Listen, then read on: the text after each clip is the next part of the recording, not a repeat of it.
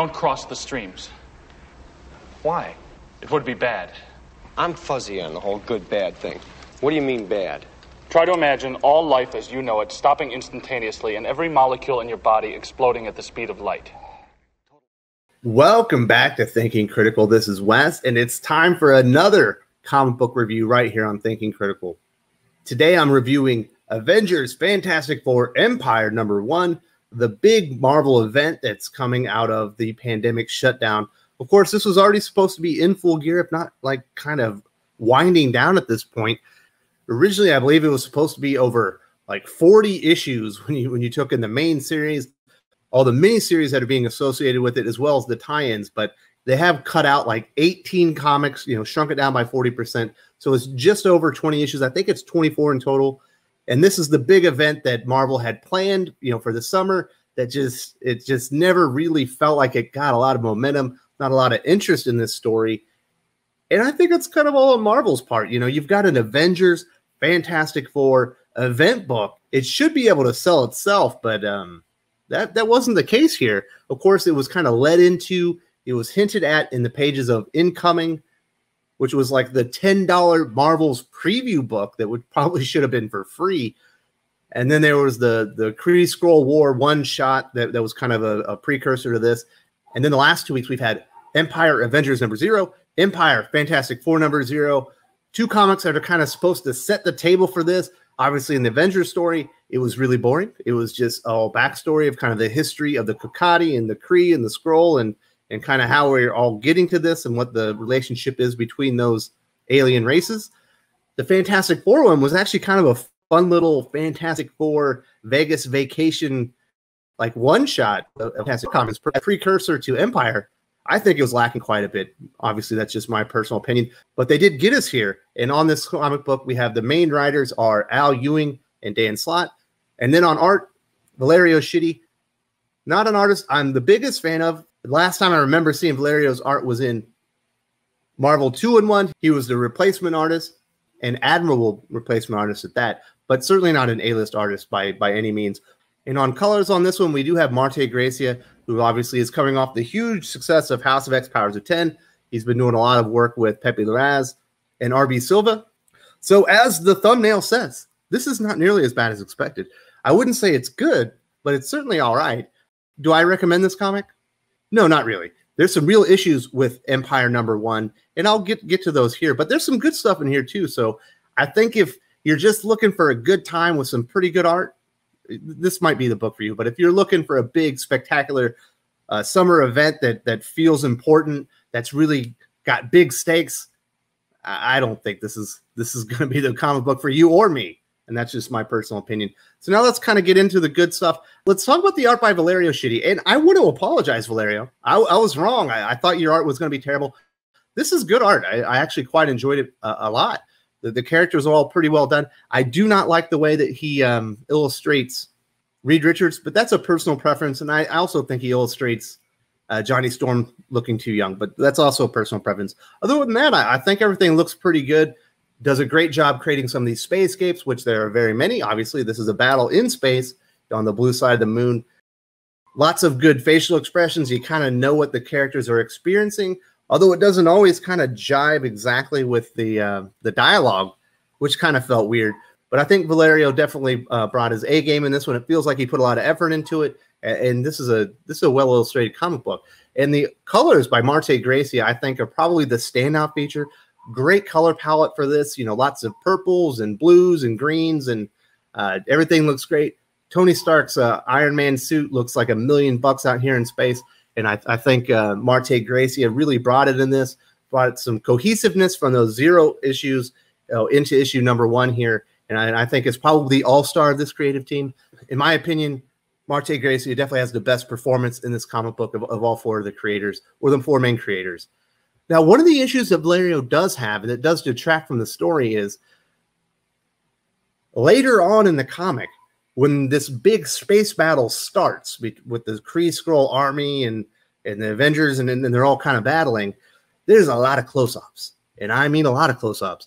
There's not enough of this, what we're looking at right here. We have this beautiful spacescape. You can see the expanse of this fleet that's coming in, and you get an idea of the scope of the battle. Then on the right side, you get the close-ups and the kind of the character moments there.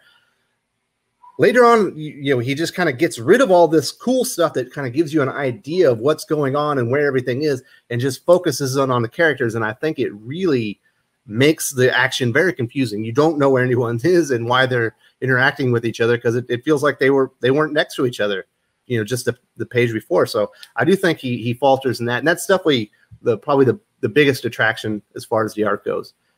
But like I said, Valerio Schiti definitely brought his A game. This is a very well illustrated comic book. The colorist Marte Gracia knocks Empyre #1 out of the park, in my opinion. Now let's get into the story, and I'm going to be honest.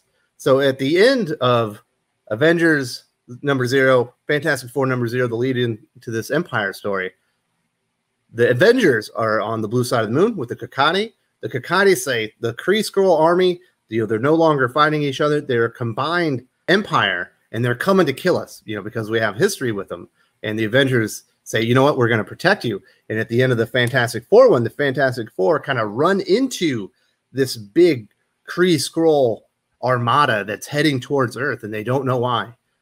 And apparently it's because they want to come and kill the Kakati. They maybe, turn their sights on Earth and take out the Earth as well. But that's not the case. Just with the very first interaction, the Fantastic Four, they come up on it. They send Franklin and Val back home with the Kree and the Skrull kids that they found at the fighting pits on Casino Royale or whatever the hell it was called. And of course, those characters are going to play a big part in it later on. But they're on Earth now, and it's the Fantastic Four. They move over to the command ship so they can see what's going on. They see Hulkling is there. He's obviously the new Emperor. And then the Super Skrull says, I can make seen what cannot be seen. He brings off their cloaking device. Obviously, we have one of the most powerful groups of heroes from the Earth. Hulkling knows who they are. The Kree and Skrull army obviously know who they are. And they don't kill him. They don't even try to kill him right away. It's quite obvious just from this moment, they are not heading towards Earth to start a war with the humans. And they're probably not even doing it with the Kakati because they didn't try to kill him. If they really wanted to destroy Earth, they would certainly take out the Fantastic Four immediately because, that would be a huge victory. And those would be 4 enormous threats wiped off the board. So immediately that what the Kakati have said about the Kree Skrull army is a lie. They're not coming for what they've said they are. We don't know what they're coming for, but Al Ewing and Dan Slott kind of give away the big twist at the end right here just by the actions of the army here, because if they're truly hostile, they would have at least tried to kill the Fantastic Four immediately. And it doesn't happen. So, almost from the very beginning that we've been told a lie from the Kakati. And of course, that is going to play out here during the end. I do want to mention before we get into some of the details, there are a couple of pieces of fan service in here that are pretty good. At one point, Jennifer Walters, she's talking to Thor, and all of a sudden, she's talking like the old Jennifer Walters, like the normal She-Hulk, the one that everyone likes. Of course, she still looks like the abomination She-Hulk that Jason Aaron has created. But apparently, with the help of this enormous hammer and some Kakati yoga, meditation, some type of technique like that, she has learned to focus her energy and overcome the beast within her. And she starts talking like a normal Jen Walters again. Hopefully this is permanent. I hope this is the Jen Walters we get, and maybe her body will shrink down to the normal She-Hulk, and we'll all get the actual character that we like, back in the comics again, because that would be great. Because what she's become is terrible, in my opinion. So I did like that. There's another part where Ghost Rider, he's the pilot of the Quinjet, and he turns it into the Ghost Quinjet. It turns on fire as he heads kind of into battle, and I thought this was really cool. This is a great moment, and Valerio absolutely knocks it out of the park with that image. Look how badass that is. That is cool stuff. That's what you come to an Empyre event for. This is what you want a big summer event to be about. Unfortunately, that is one page and not very emblematic of the entire story, but that is absolutely dope. And kudos to Al Ewing, to Dan Slott, to Valerio Schiti, and certainly to Marte Gracie for bringing us this wonderful image and this very cool piece of fan service. Ghost Rider turning the Quinjet into the Ghost Quinjet. Pretty cool stuff, in my opinion. There's a couple of other pieces of fan service. I know there's a fastball special in here with She-Hulk throwing the swordsman. There's another one in here. Can I remember it right now? Can I do this off the top of my head? Nope, can't do it. All right, moving on. The big problem with the narrative and just this whole story is because we know, just as a reader initially, whatever we've been told that the Kree Skrull army is doing is not true, because they had a chance to kill the Fantastic Four, like I mentioned earlier. They were not hostile at all. They brought them on board their ship to talk to them. So we have Tony Stark down on the blue side of the moon with the Kakati, and then on the command ship of the Kree Skrull army, we got Reed Richards and the Fantastic Four. And it's basically Reed and Tony talking the entire time. They're just talking. They're relaying messages, trying to figure out what's going on. But no one asks just like the simple question, like, hey, Hulkling, what are you guys doing? Is it your intent to destroy the Earth or maybe conquer the Earth? Are you going to the blue side of the moon to kill your old nemesis, the Kakati? Why are you doing this? No one ever tells him that. And Hulkling just sits there and talks like, you don't know why I'm here. It's because of my advisors, Super Skrull and Captain Glory. And I trust them, without fault or something like that. But they never go, well, why? What do they tell you? What do they tell you, Hulkling? You used to be a member of the Avengers. We have a little history here. Certainly, Tony Stark and Captain America. Maybe you could give us the 411 on what you're actually doing here, because it looks like you're starting a war with Earth. But they never ask him that. They just talk around it for pages.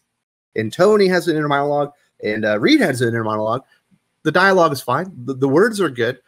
The eloquence of the words in the bubbles might not always match the pictures of the page, but it's certainly fine. And you're just like, when is someone going to ask Hulkling what he's doing? When are they going to, oh, Hulkling, just come in here, buddy. Bring it in. Just bring it in for a second. What the fuck's going on here, man? What do you do? What are you doing? Are you going to kill everybody? Are we still friends? No one ever asked him that. He just waffles and doesn't want to say exactly what's going on, and no one wants to ask him exactly what's going on. It's just stupid. Like, Tony Stark and Reed Richards are two of the smartest men in the entire Marvel universe. I think one of them would have known to ask, what are you doing? But they never do. And that's where the whole narrative falls apart. That's dumb. It makes no sense.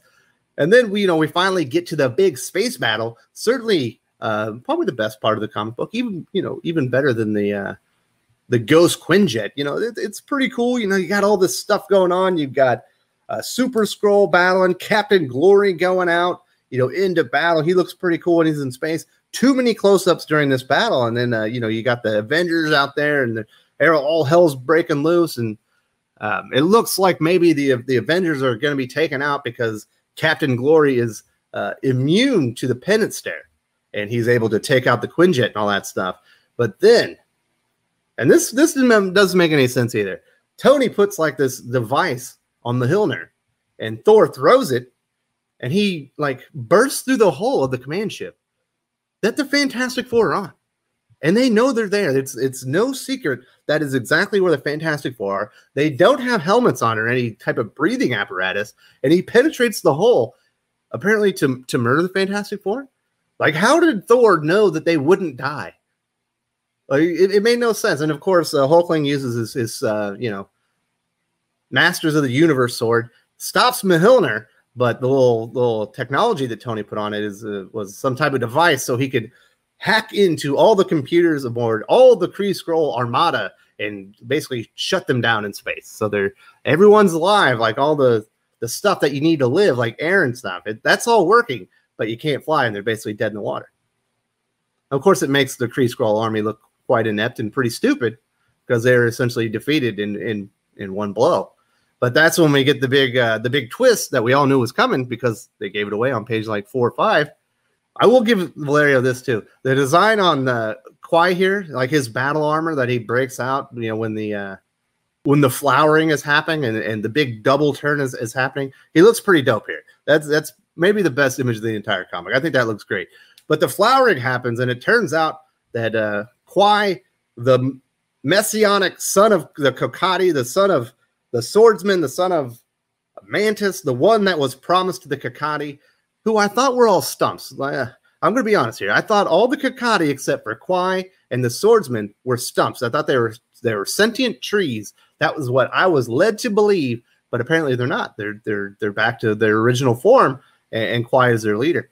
And with this big flowering, with this enormous flower that opens up, it has expanded Quai's powers, and now he basically is Poison Ivy on super steroids. He's Poison Ivy with PEDs So he's very dangerous, and he starts growing all the plants on all the Kree Skrull ships, and starts killing everybody.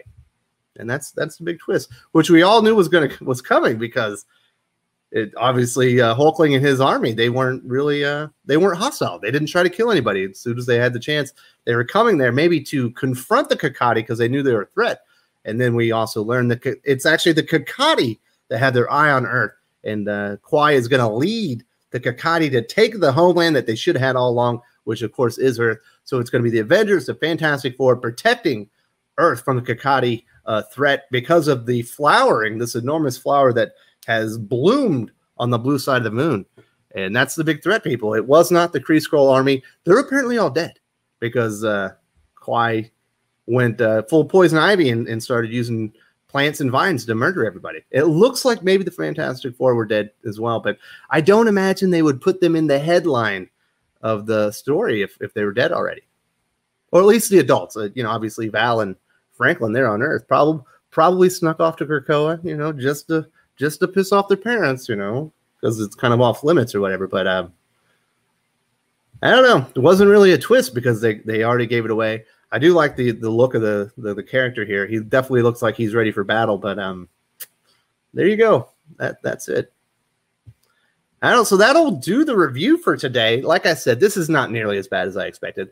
It's a pretty fun comic book, but there's some real stupidity going on here. Like, it's hard for Dan Slott and Al Ewing to convince me that Tony Stark and Reed Richards can't figure out that maybe we should ask Hulkling what he's doing here. Maybe we should ask the Kree Skrull army that are now combined forces, why are you heading to Earth? What are you doing? Well, are you guys dangerous? Are you trying to kill somebody? What are you doing? Are you coming here for vacation? Give us the 411, Hulkling.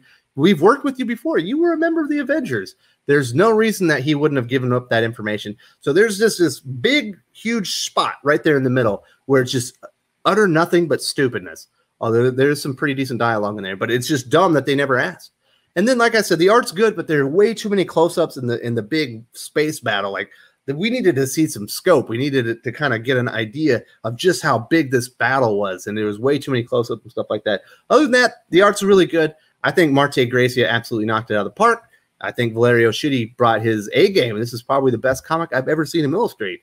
If you've seen one better, let me know in the comments. And certainly, if you read Empyre #1 and you came away with a different understanding or opinion of the comic, let me know those in the comments as well. So I am not impressed by this comic, but it is better than I expected because it's not dog shit. It's pretty all right. Do I recommend it? Not really. It's not that good. But if you have to spend some money on a comic and you want a Avengers Fantastic Four story, go for it. You're not going to be that disappointed. The story is stupid, but there's some fun stuff, and that space battle was pretty cool. And I don't know. We'll have to see where it goes. I will be reviewing the entire event right here on Thinking Critical YouTube, or at least I'm going to try to. Depends on how many other interesting things come out. But this is a priority event right up there with Dark Knight's Death Metal for me. So I'm going to try and cover all of them right here on the channel. Certainly not so bad that I wouldn't go back and check it out. And it's got some problems. We'll see what happens. We'll see what happens, people. It could always get better. Thank you very much. On Thursday, I should be reviewing Rob Liefeld's Snake Eyes Dead Game #1. And obviously on Sunday, we'll be reviewing Giant Size X-Men Magneto, along with Nalo. And that should be fun. Hopefully you'll come back for those as well. Thank you all very much. If you enjoyed this video, please give it a like. I would appreciate it very much. It helps us attract more views for the channel. Subscribe for future commentary, comic book news, and reviews. And don't forget to ring the bell for notifications. If you want to talk comics, movies, and much, much more, you can follow me on Twitter at Wes_from_TC. With that, Salamat Po, and I'm out.